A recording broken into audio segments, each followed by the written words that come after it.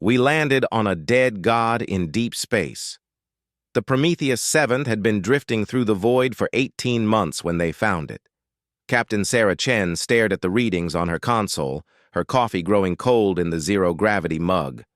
The object ahead defied every classification in their databases. Too large to be a ship, too organic to be a station, too ancient to be anything humanity had encountered before. "Distance to contact?" she asked, her voice cutting through the bridges. Tense silence. 47,000 kilometers and closing, Captain," reported Navigator Kim. "But ma'am, the readings are getting stranger." Dr. Marcus Webb, the expedition's xenoarchaeologist, floated closer to the main display. The object stretched across their view screen like a mountain suspended in space, if mountains could have been made of what appeared to be fossilized flesh and bone.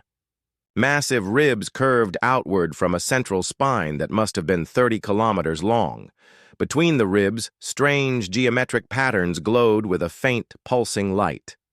"It's a corpse," Webb whispered, "a dead god floating in the cosmic. Deep." Engineer Torres ran a hand through her graying hair. "Captain, the electromagnetic reading suggests this thing has been here for millennia, maybe longer, but there's still power running through those, whatever those patterns are." Captain Chen had made first contact with 17 different species during her 30-year career. She'd negotiated trade agreements with silicon-based Vestrians, shared drinks with the aquatic Murnathi, and even mediated a territorial dispute between the hive-minded Zephyrians. But this was different. This felt like standing before something that had existed when humanity was still learning to make fire. "Prep a landing team," she ordered. "Full environmental suits. We're going aboard." 6 hours later, Chen found herself standing on what could only be described as divine bone. The surface beneath her boots was harder than diamond, yet warm to the touch. The geometric patterns they'd seen from the ship were revealed to be vast neural networks, each line thick as a subway tunnel, pulsing with bioluminescent energy.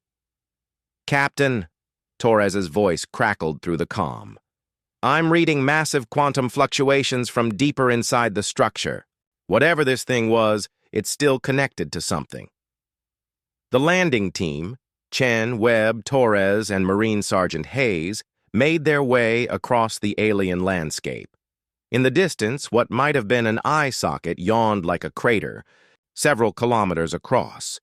But it was the temple they found nestled between two vertebrae that made them stop. The structure was clearly artificial, built from the same bone-like material, but carved with symbols that seemed to shift when observed directly. As they approached, the massive doors began to open with a sound like singing crystal. "Motion sensors are going crazy," Hayes reported, his rifle at the ready. "But I'm not reading any life signs." Inside the temple, they found them, the inheritors. They had once been a proud species, the carved murals suggested, tall, graceful beings with 4 arms and elongated skulls that spoke of advanced intelligence.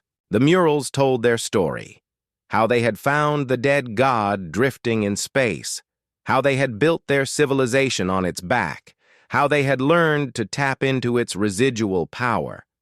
But the final mural made Chen's blood run cold. It showed the god awakening. "Dr. Webb," she called, pointing to a series of symbols near the mural. "Can you read this?" Webb studied the alien script, his face growing pale behind his helmet's visor. It's a warning. They're saying that the god isn't dead, it's sleeping, and that their civilization became part of its dreams."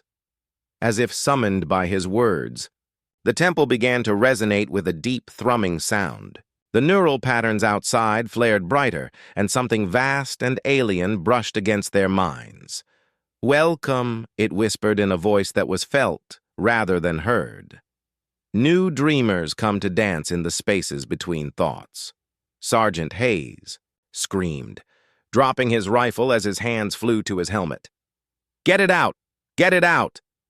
But Chen stepped forward, her jaw set with the determination that had carried humanity to the stars. "No," she said firmly, both aloud and in her thoughts. "We are not your dreamers. We are human, and we choose our own path." The presence recoiled, surprised. In 30,000 years, nothing had ever refused its embrace. Torres was already working, her engineering tools interfacing with the temple's alien systems. "Captain, I can overload the neural network. Cut the connection." "You would deny transcendence?" the god thing asked, its mental voice tinged with something like curiosity. "Your species is young, violent, chaotic. In my dreams, you could be peaceful. Perfect." "Perfect is boring," Chen replied, helping Hayes to his feet. "Chaos is what makes us human. Our violence, our struggle, our refusal to give up, that's what carried us to the stars." For a long moment, the alien consciousness pondered this. Then, impossibly, it laughed. A sound like solar winds singing through asteroid fields. Fascinating. Perhaps I have slept long enough. Your kind may be worth watching as they grow."